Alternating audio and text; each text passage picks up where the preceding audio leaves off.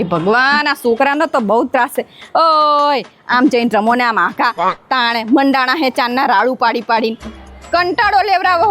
જેટલો અવાજ કરો તમને ખબર હે કાનમાં ધાક પડી જાહે.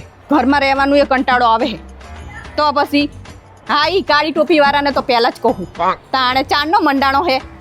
અવાજ તો તારો જો તીખો લાય જેવો હાણે નકરા બોલ બોલ બોલ બોલ કાગડાની જેમ.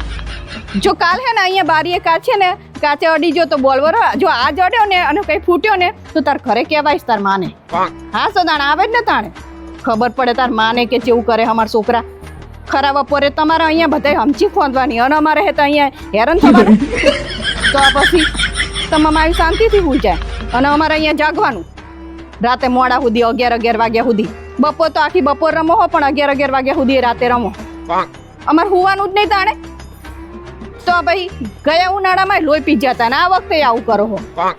અહીંયા ઓલી બાજુ નહીં રમ્યું ગાડીઓ પડી હતી લે આજબરું કેવાય. એ બાજુ ગાડીઓ પડી તો અહીંયા અમારા કાચ નહીં તૂટી જતા. તો પછી જાઓ દરવાજાને બહાર જઈને રમો ખબર પડે તમને. આ મોટા જાણે હોય તાણે આ મંડાણા જાણે હોય તાણે આ મંડાણા. બેટ દડો મૂકી દો ને બીજું કઈ રમે એવું નહીં.